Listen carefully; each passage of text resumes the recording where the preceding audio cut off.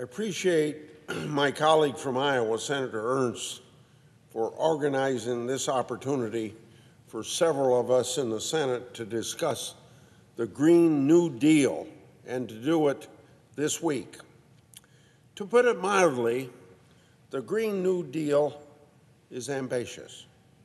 To frame it more accurately, it's an unworkable pie-in-the-sky attempt to reshape every aspect of everyday Americans' lives. First, let me say that I'm proud of my record in successfully advancing the availability and affordability of renewable energy. Many have called me the father of the Wind Energy Incentive Act of 1992. I suppose after, probably 26 years, that makes me the grandfather of the Wind Energy Tax Incentive Act. My legislation sought to give this alternative energy source the ability to compete against traditional finite energy sources.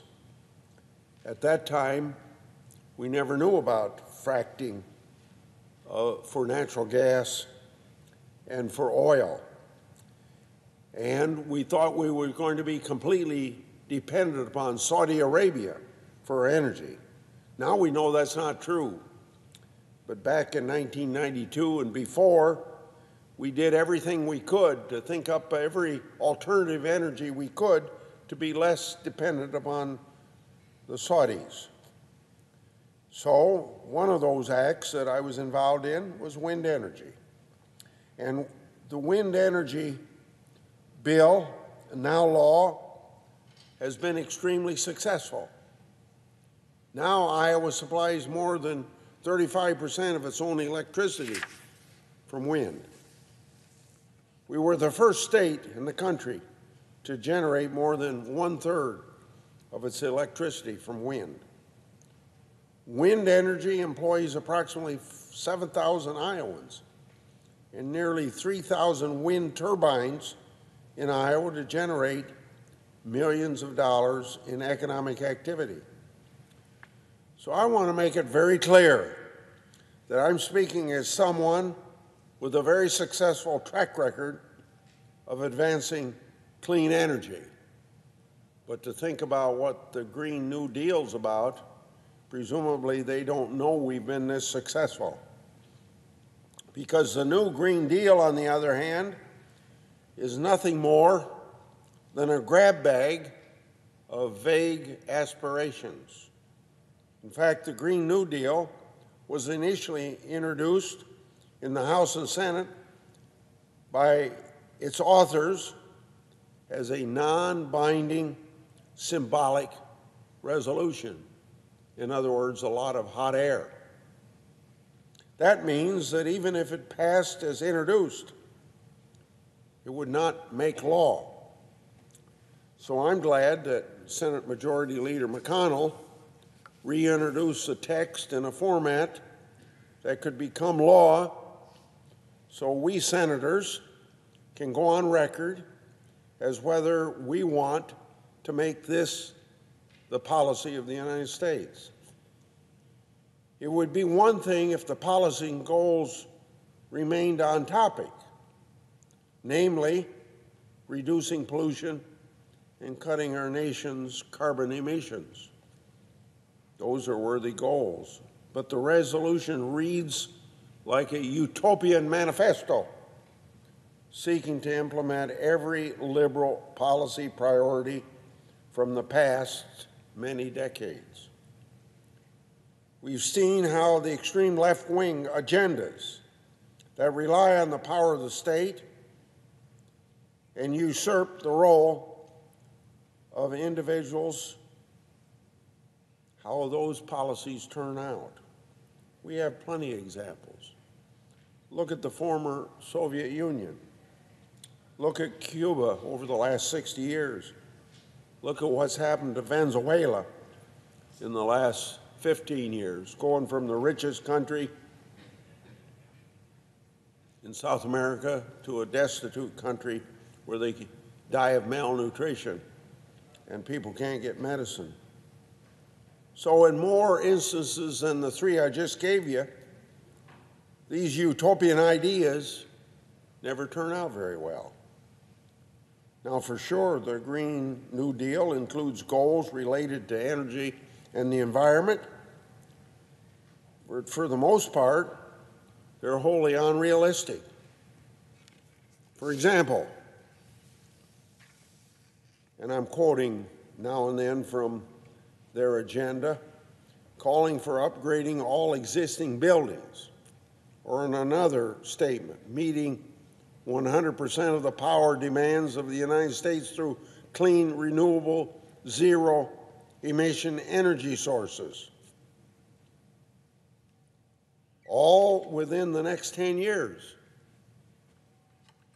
is simply not feasible. And of course, no concrete proposals are put forward on how this is to be achieved. Green New Deal just leaves us scratching our heads, thinking about all this, how all this would work. A lot of questions. Would it require the government to mandate that every building owner in the United States make costly building improvements to meet national standards set here in Washington, D.C.? Another question, would every homeowner have to submit to government inspection to ensure that his or her home meets the standards dictated by the government? Another question, what government expenditures would have to be made, assuming all of this is even technologically possible, to go from about 17% of U.S. electricity generation coming from new renewals today to a total 100% in 10 years?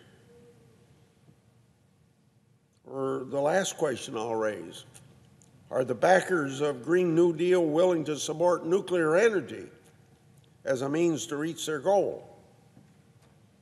On this last point, I would conclude that a summary of the Green New Deal initially put out by the chief author in the House suggests a lack of support for nuclear energy.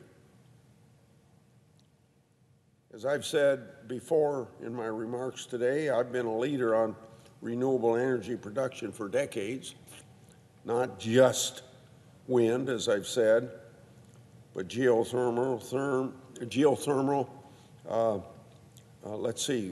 solar, biofuels, etc. So I'm not just talking about being the author of the wind energy production tax credit. During my leadership of the Senate Finance Committee in the 2000s, when I was chairman there, I oversaw the establishment, the enhancement, and renewal of numerous tax incentives that promote everything from wind and solar to renewable fuels like biodiesel to energy-efficient homes, buildings, and appliances. Unlike the unrealistic goals of the Green New Deal, these initiatives I just read are not only law, but they're real, proven, bipartisan actions that I shepherded into law to make the United States more energy independent and also at the same time improving our environment. Unfortunately, many of these key energy incentives I just mentioned are currently expired, and some of them have been expired for more than a year. Now, we had a real opportunity to extend these energy incentives as part of the appropriation deal reached earlier this month, but that was ultimately blocked by House Democrats, probably some of the same people that are promoting the Green New Deal. They seem overly focused on the lofty goals of the Green New Deal, or as Speaker Pelosi called the Green New Deal, quote, the green dream, or whatever they call it, no one knows what it is, end of quote. The House Democrats could not be bothered a month ago with extensions of existing and successful provisions that incentivized the type of investment that they claim to back. And not only tend to incentivize, actually have incentivized alternative energy over the last 2.5 decades. Provisions that support millions of jobs for people who are actually willing to work.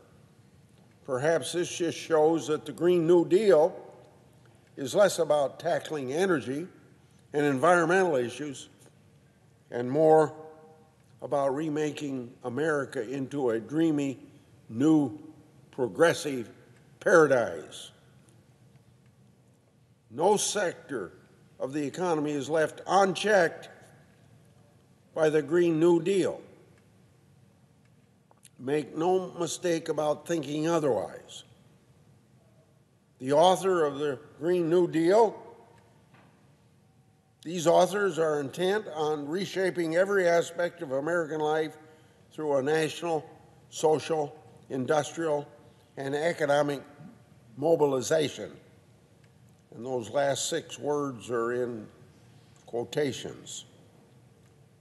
Shape an American life through national, social, industrial, and economic mobilization that is eerily reminiscent of 5-year plans of the former Soviet Union or of the Great Leap Forward under Chairman Mao of China. Even the family farmer is not spared from its grand plans. The Green New Dealers want to remove what they call pollution and greenhouse gas emissions in agriculture through sustainable farming and building a more sustainable food system that ensures universal access to healthy food. Now, I'm not against farmers taking actions to prevent soil erosion and minimizing pollution, because we farmers do that already. Been doing it for decades. The recently passed Farm Bill invests more in conservation programs than any farm bill before.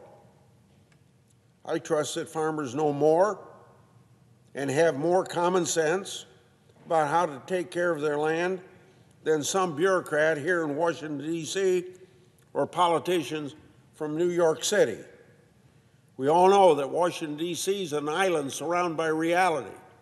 So you put forth legislation like this, and it's just like 535 members of Congress have all the knowledge in the world to tell 310 million other people what they ought to be doing.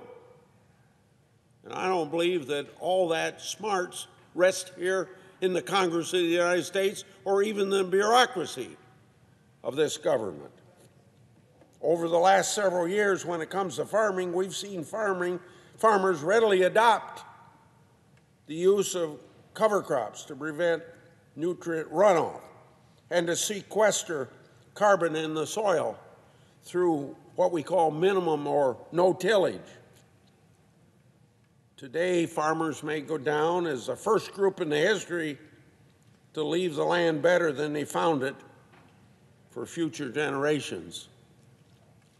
Moreover, every indication is that these calls for sustainable farming and a sustainable food system go well beyond farmers being good stewards of our natural resources. It appears to be intent on changing everything from how we farm to what we farm. A fact sheet released by the House author shortly after introduction made this perfectly clear. It notes a desire, now listen to this, it notes a desire to rid the planet of methane gas-emitting cows. In case the authors are unaware, all cows and all people emit methane. It's part of the natural digestive process. The only way to stop these emissions is to ban animal agriculture. That proposal couldn't be more disconnected or out of touch with Americans.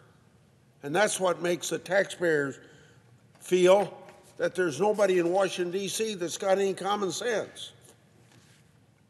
But don't worry. According to the authors of the Green New Deal in the House, quote, it's not to say you get rid of agriculture or force everybody to go vegan, end of quote. This doesn't instill much confidence in the farmer about the real intentions behind the Green New Deal. I'm amazed by the scope of what the authors would have the government impose on the American people. I will end by noting that I'm interested in working with my colleagues on sensible policies to secure our energy independence and improve our environment. But I fear this will not be possible so long as my Democratic colleagues remain intent on handing over the country to the government to remake Washington, D.C., to make it in Washington, D.C.'s image. I yield the floor, and I suggest the absence of a quorum.